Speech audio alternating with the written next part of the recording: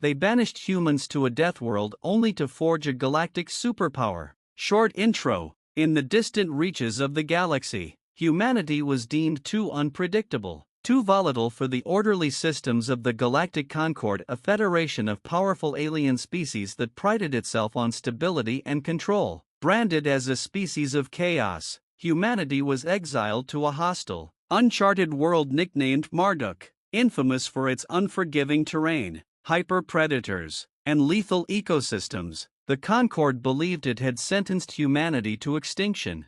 But humanity didn't perish. Instead, Marduk became their crucible, forging them into something stronger, smarter, and more resilient. A century later, humanity returned, not as broken refugees, but as a force capable of reshaping the galaxy itself.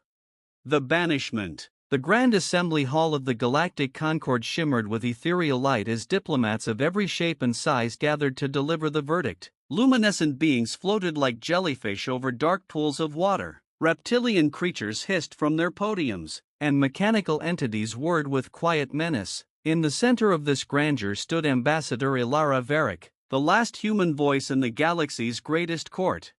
Her voice echoed through the chamber, tinged with defiance. Banishing us to Marduk will not silence humanity. You may have calculated that the planet will destroy us, but mark my words, you underestimate our will to survive.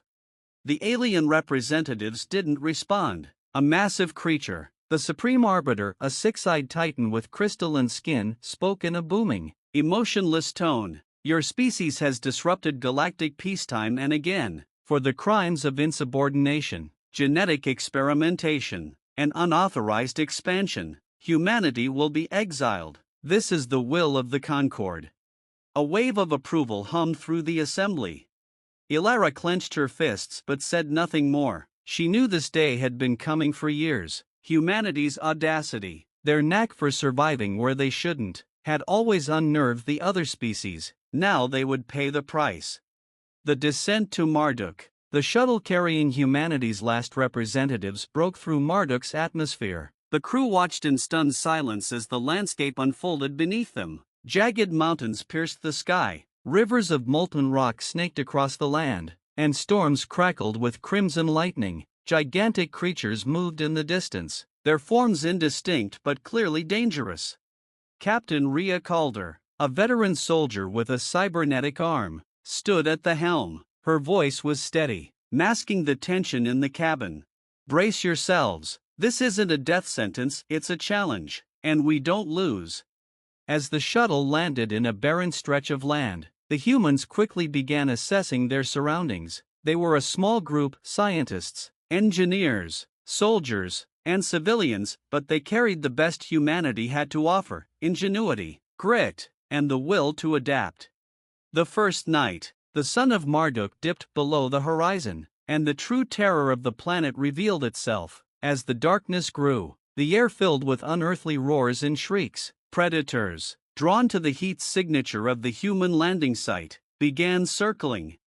The first attack came without warning. A creature the size of a tank, armored with bone-like plates, charged into the perimeter. Alarms blared, and soldiers opened fire with kinetic rifles. The beast shrugged off the first volley and swatted a guard tower aside like it was made of twigs. Rhea shouted over the chaos.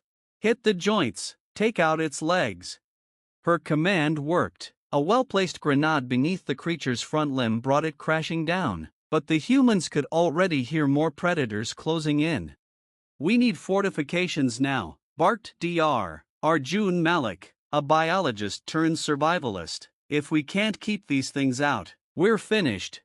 The group scrambled to build barriers from the wreckage of their shuttle and the resources they had carried. The night dragged on, each hour a desperate struggle to repel wave after wave of monstrous attackers. By dawn, the humans were battered but alive. A glimmer of hope. As the sun rose, revealing the carnage of the night, the survivors gathered to take stock. Only half of their group remained, but a strange sense of determination burned in their eyes. Dr. Malik knelt beside one of the slain predators, examining its armored hide. "This isn't just a monster, it's a resource. If we can adapt, we can use everything this planet throws at us." Rhea nodded, her cybernetic arm glinting in the sunlight. We're not just surviving, we're building something. If this planet wants a fight, we'll give it one. And so, humanity's transformation began. On a planet designed to destroy them, they would learn to thrive, turning Marduk's deadliest features into their greatest strengths. Adapting to Marduk. 1 year later, the early days on Marduk had been nothing short of a nightmare, but now the remnants of humanity had begun to shape their fate. Their camp had transformed into a fortified settlement known as Haven's Reach, its walls crafted from the metallic exoskeletons of slain predators and reinforced with scavenged alloys from their wrecked shuttle. What once felt like an unrelenting death sentence now had the glimmers of potential. The humans had learned the rhythms of Marduk, its predatory patterns, its ferocious storms, and even the strange pulses of energy that emanated from the planet's crust. Rhea Calder, now the de facto leader, stood atop the settlement's walls, her cybernetic arm humming faintly as she scanned the horizon with augmented optics. Beside her, Dr. Arjun Malik reviewed a holodisplay projecting a map of their surroundings. "We've confirmed it," Arjun said, his voice tinged with excitement. "The seismic data suggests a massive energy source beneath the Black Chasm." Rhea frowned. "Energy source? Like geothermal?" "More than that. The readings don't match anything natural. It's artificial, possibly a relic from whoever or whatever was here before." Rhea's gaze lingered on the horizon. Marduk wasn't just trying to kill them, it was hiding secrets, and those secrets might hold the key to humanity's survival. The expedition. A hand-picked team was assembled to investigate the Black Chasm. The group included Rhea, Dr. Malik, and Saria Cross, a scout whose sharp instincts and unparalleled agility had saved countless lives during the early months. Their journey took them through Marduk's most hostile terrain, jungles filled with venomous, bioluminescent plants, plains roamed by pack predators with razor-sharp claws, and swamps where the ground itself seemed alive. "Anything feels like it's watching us?" Saria asked, crouching low as the group approached the jagged cliffs of the chasm. "On Marduk, everything is watching us," Rhea replied grimly. As they descended into the Black Chasm, they discovered a network of tunnels glowing faintly with a blue, crystalline substance embedded in the walls. The crystals pulsed faintly, like the beating of a heart. "This isn't natural," Arjun murmured, running his hand over the cool, glass-like surface. "It's some kind of advanced technology, older than anything we've seen." The group pressed deeper, their light slicing through the darkness. Finally, they emerged into a vast cavern, where a massive obelisk floated in the center of a pool of molten energy. The obelisk was etched with alien glyphs that shimmered and shifted when viewed from different angles. Saria let out a low whistle. "What in the galaxy is that?" "I don't know," Arjun said, his voice trembling with awe, "but it's alive. The energy signature, it's reactive. It's interacting with us, awakening the obelisk." As the team approached, the obelisk emitted a deep, resonant hum. Lines of energy snaked from its surface and danced toward the humans. Rhea instinctively raised her weapon, but Arjun held up a hand. "Wait, it's not attacking, it's scanning us."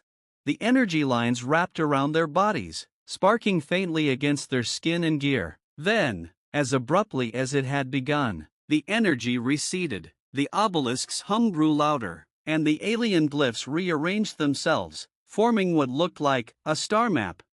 Arjun's jaw dropped. "This isn't just a relic, it's a key, a map to something bigger."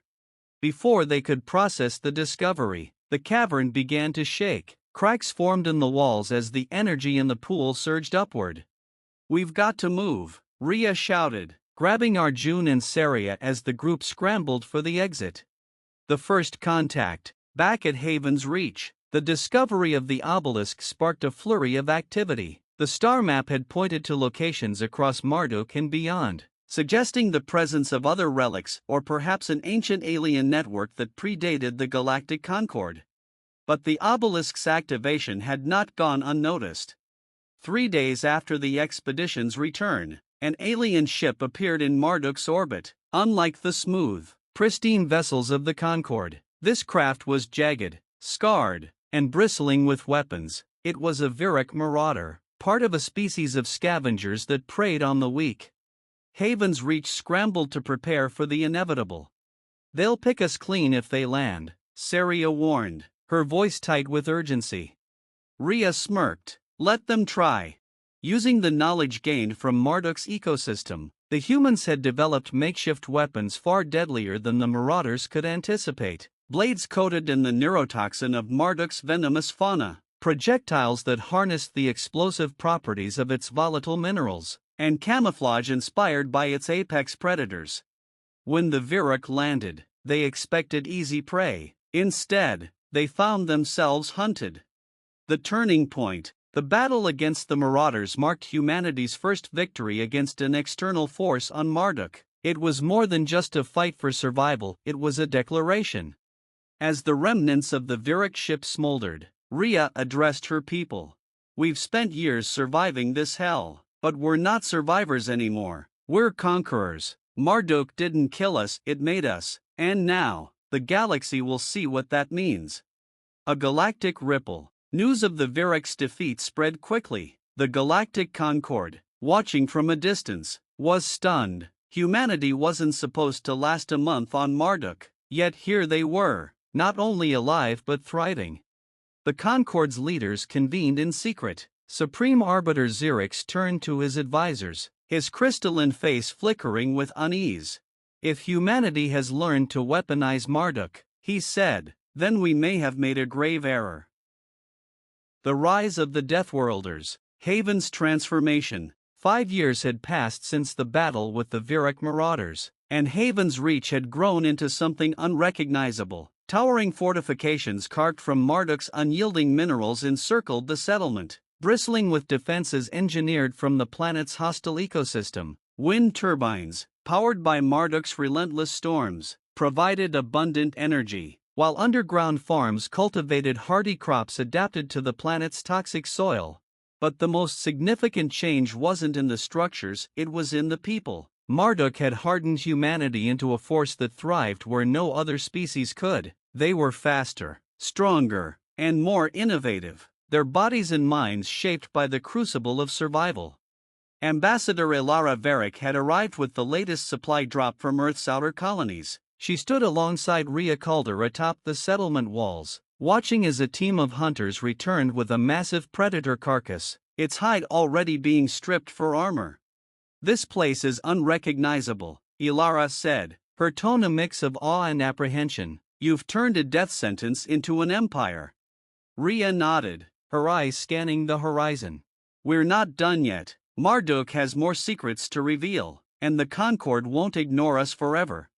Discovering the Nexus, the obelisk in the Black Chasm, was only the beginning. Over the years, expeditions had uncovered more ancient structures buried across Marduk, each yielding fragments of alien technology. The most significant find came when a deep scan drone located what appeared to be a central command hub buried beneath a volcanic region known as the Ember Fields.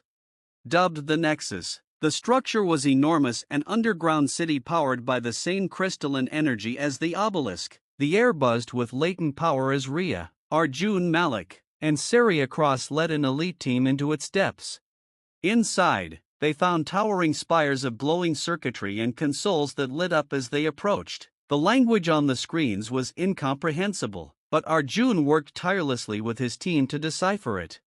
After days of study, a breakthrough came. The Nexus wasn't just a relic, it was a control center for a vast planetary defense network, a weapon capable of reshaping the fate of the entire galaxy. "We're sitting on a superweapon," Arjun said, his voice trembling with excitement. "Not just a weapon," Rhea corrected, "a deterrent. This changes everything." The Concord responds. Back in the halls of the Galactic Concord, reports of humanity's discoveries sent shockwaves through the assembly. Supreme Arbiter Xerix addressed the gathered representatives, his crystalline visage dimmed in thought.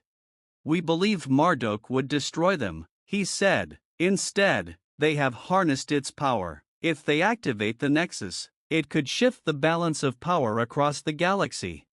A reptilian delegate hissed in alarm. "We must act now. Humanity cannot be allowed to rise unchecked." Others were less certain. An amphibious representative, her voice melodic yet wary, replied, "An attack on Marduk would risk provoking them further. They've already proven capable of defeating the Virik." After hours of deliberation, the Concord reached a decision. They would send an envoy to Marduk not in peace, but to assess the threat and, if necessary, sabotage humanity's progress. The Concord envoy. The arrival of the Concord envoy was marked by tension. A sleek diplomatic cruiser descended through Marduk's turbulent skies, escorted by a squadron of Concord fighters. The envoy, Vernthal, was a tall, insectoid creature with segmented limbs and a voice that clicked like grinding gears. He approached Haven's Reach under the banner of diplomacy but wasted no time delivering his message. "You were banished for a reason," Vern said coldly, addressing Rhea and the Council of Human Leaders. "The Concord will not allow you to destabilize galactic order. Surrender your control of Marduk's nexus, and perhaps the Concord will consider granting you leniency." Rhea stepped forward, her cybernetic arm whirring softly as she crossed them over her chest. "Leniency? The Concord abandoned us here to die. Everything we built without your help. You don't get to dictate terms anymore." Vern's mandibles clicked in irritation. "If you activate the Nexus, you will provoke the Concord's full might. You cannot win." Rhea leaned in, her voice low and filled with defiance. "We've been provoked before. It didn't end well for those who underestimated us. A test of power. The humans weren't about to back down. Days after Vern's ultimatum, they activated a portion of the Nexus to demonstrate its capabilities. Across Marduk, seismic activity stilled, storms dissipated, and the wildlife retreated, tamed by the ancient network's influence. But the demonstration wasn't just for Marduk. A beam of concentrated energy shot into space, neutralizing a Concord probe in orbit with pinpoint precision. The message was clear: humanity had the power to defend itself. The Concord's dilemma. The Concord faced a crisis. Humanity's display of strength had made it clear they weren't just survivors, they were contenders. Supreme Arbiter Xerix convened an emergency session. "Humanity has proven its resilience. If we strike now, we risk galvanizing them into uniting the discontented species of the fringe worlds. But if we do nothing, they will grow beyond our control." A silence fell over the assembly as they weighed their options. The galactic superpower emerges. Back on Marduk, the humans continued to expand their influence. Using the Nexus, they began to terraform parts of the planet, creating new settlements and cultivating resources. Their newfound strength attracted the attention of other species, those oppressed or overlooked by the Concord. One by one, emissaries from fringe worlds arrived on Marduk, seeking alliances. A new coalition began to form, one that promised freedom from Concord oppression and the chance to thrive under humanity's banner. Rhea addressed a gathering of these emissaries, her voice carrying the weight of her people's journey. "We were cast out because they feared our potential, but we've turned their fear into our strength. Together, we can build a new future, one where no species is cast aside. The Concord's time is over. This is the age of the Deathworlders." The Gathering Storm. A galactic ultimatum. The Galactic Concord made its move. A fleet of Concord warships, sleek and bristling with weapons, descended upon Marduk's orbit. Their message was clear: humanity must deactivate the Nexus, relinquish Marduk, and dissolve its alliances or face annihilation. Supreme Arbiter Xerix personally broadcast the ultimatum, his crystalline visage cold and unyielding. "Your defiance has gone too far. Humanity's fate will be sealed by your choice: compliance or extinction." In Haven's Reach, the air was tense as the leaders of the burgeoning Deathworld coalition gathered. Representatives from the fringe worlds, once enslaved or ignored by the Concord, had thrown their lot in with humanity. Rhea Calder stood at the head of the table, her cybernetic arm resting on the map of Marduk's defenses. "They think they can scare us into submission," she said, "but they've made one fatal mistake. They believe we're still the species they banished a century ago." Saria Cross, leaning against the wall with her usual sharp grin, added, "The question isn't if we fight, it's how we make them regret showing up in the first place." The room erupted in murmurs. Some species, like the aquatic thulraki, expressed doubt. Their representative, a lithe figure with translucent skin, spoke softly. The Concorde's fleet is unmatched. They could destroy this planet from orbit. What hope do we have against them? Dr. Arjun Malik interjected, holding up a hollow display of the Nexus. We don't just have hope, we have Marduk. The Nexus isn't just a planetary defense system, it's a weapon. With enough time, we can expand its range to neutralize their fleet. Ria's voice cut through the noise. We've faced extinction before. This time, we're ready. Let's show the galaxy what happens when you underestimate Deathworlders. The Battle of Marduk. As the Concorde fleet moved into attack position, the Nexus came alive. Its energy surged through Marduk's crust, transforming the planet into a fortress. Towers of crystal rose from the ground, emitting shields that enveloped Haven's Reach and its allied settlements. Orbital cannons, powered by the Nexus, fired beams of concentrated energy into the skies, striking Concorde ships with deadly precision. But the Concorde fleet was vast, and their bombardment relentless. Ships descended into the atmosphere, deploying waves of ground troops, armored soldiers, and war machines designed for conquest. Humanity and its allies fought back with everything they had. Saria Cross led guerrilla strikes in the jungle, using Marduk's lethal terrain to their advantage. Ambushes, traps, and hit-and-run tactics wreaked havoc on the invaders.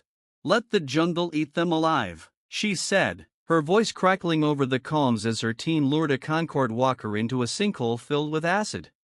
In the skies, fighter pilots from the Coalition's fleet engaged Concorde ships, using modified vessels built with Marduk's advanced materials. Their nimble craft danced through enemy formations, picking off ships far larger and more heavily armed. A turning point. Amid the chaos, the Concorde launched a devastating strike on the Nexus, sending a battalion of their most elite forces to breach the facility. If they succeeded, Marduk's defenses would collapse. Ria Calder personally led the counterattack, equipped with an exosuit crafted from the indestructible hides of Marduk's apex predators. She charged into the fray. Her cybernetic arm crushed enemy soldiers, while her squad secured the Nexus core. Dr. Malik, deep within the control chamber, frantically worked to override the Concorde's sabotage attempts. They've hacked the mainframe, he shouted. If they gain control, they'll use the Nexus against us. Ria planted herself in the doorway, holding back the invaders with sheer determination. Then they'll have to go through me first. The battle raged for hours. At the last moment, Malik reactivated the Nexus full power. Pulses of energy erupted from the core, cascading through the planet's crust and into orbit. Concorde ships were disabled, their systems fried by the surge. The battalion in the Nexus fell, their weapons rendered useless. The aftermath. The Battle of Marduk ended in humanity's favor. The Concorde fleet retreated, battered and humiliated. For the first time in centuries, the galaxy had witnessed the fall of the seemingly invincible Concorde. But humanity's leaders knew this was only the beginning. In a speech broadcast across the Coalition's networks, Ria Calder addressed the galaxy. They banished us because they feared us. They were right to be afraid. We've survived their cruelty, their exile, and their war. Now, we rise not for revenge, but for freedom. For every species cast aside by the Concorde, we offer a place among us. Together, we will build a galaxy where no one is forgotten. A new era. The Deathworld Coalition grew rapidly. Fringe species flocked to Marduk, bringing their skills, knowledge, and grievances against the Concorde. Using the Nexus technology, humanity and its allies began to terraform barren worlds, creating new homes for their growing alliance. The Concorde, meanwhile, fractured under the strain. Member species, inspired by humanity's defiance, began to question the old order. Civil unrest spread across their territories. Supreme Arbiter Xerix, watching his empire crumble, convened his advisors. We thought we could control them, he said, his crystalline face dim with regret. Instead, we created something unstoppable. The legacy of Marduk. Decades later, The Deathworld Coalition had become the dominant force in the galaxy. Humanity's exile, once a symbol of failure, was now a tale of triumph. On Marduk, a memorial stood in the heart of Haven's Reach. It bore the names of those who had fallen in the struggle for survival and freedom. Below the names, an inscription read, "From the ashes of exile, we forged our destiny. Marduk was our crucible. The galaxy is our inheritance." And so, humanity's story became legend, a reminder that even in the face of death, resilience could reshape the stars. The end.